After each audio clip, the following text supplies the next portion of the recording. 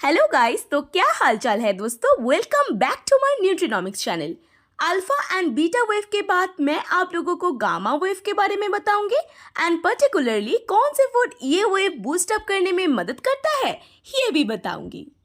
And wait, जो लोग मेरे चैनल पे नए हैं एंड अभी तक अल्फा एंड बीटा वेव का वीडियो नहीं देखे, डिस्क्रिप्शन में मैंने लिंक ऐड कर दिया है, so go and check it out. Gamma wave बहुत फास्ट ब्रेन वेव है जिसका frequency alpha and beta wave से बहुत ज्यादा है। इस वेव का production conscious perception memory process होने की टाइम में होता है। रिसेंट एक स्टडीज में दिखा गया है जिसका good amount of gamma wave है उसका लेवल ऑफ कंसंट्रेशन पीक रहता है। मतलब आप जब कोई चीजें बहुत मन लगा के करते हैं यानी कि फोकस रह के कोई भी प्रॉब्लम सॉल्व करना चाहते हैं, तब आपका ब्रेन उस प्रॉब्लम को सॉल्व करने के लिए एक्टिवली एंगेज रहता है। आपका गामा वेव उसी टाइम में बहुत मात्रा में रिलीज होता है।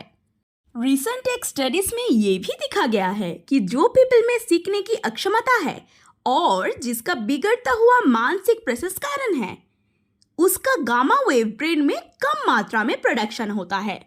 आप लोगों को शायद ये पता नहीं होगा कि जो लोग योगा एंड मेडिटेशन रेगुलरली करते हैं एंड बुद्धिस्ट में गामा वेव एक्टिवली हाई रहता है।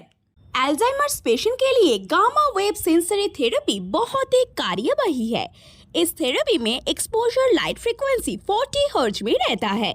ये वेव उसी तरह के पेशेंट के ब्रेन से टॉक्सिक प्रोटीन यानी कि बीटा एमाइलॉइड नाम का प्लेक्स को फ्लश आउट कर देता है एंड बहुत मात्रा में गामा वेव प्रोडक्शन में मदद करता है।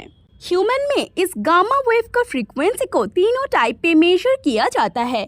नंबर 1 लो गामा वेव जिसका हर्ट्ज फ्रीक्वेंसी 25 to 40 हर्ट्ज के अंदर है।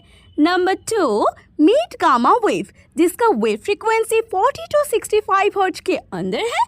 नंबर 3 हाई गामा वेव जिसका वेव फ्रीक्वेंसी 65 to 85 हर्ट्ज के अंदर है। गामा वेव ब्रेन में ज्यादा रहने पे ये कोई हार्मफुल इफेक्ट नहीं देगा, बल्कि ये आपका IQ को हायर करने में हेल्प करेगा।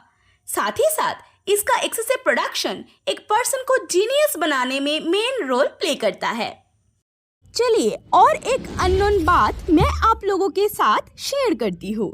ये हमारे रेम स्लीप यानी कि रैपिड आई मूवमेंट को कैरेक्टराइज करते हैं, जिसके साथ हमारे dreaming and cognition improvement related है।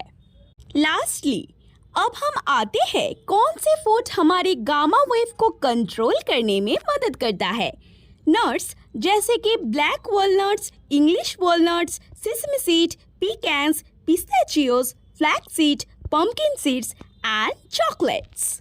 होप सो आज का वीडियो आपके लिए थोड़ा भी हेल्पफुल होगा।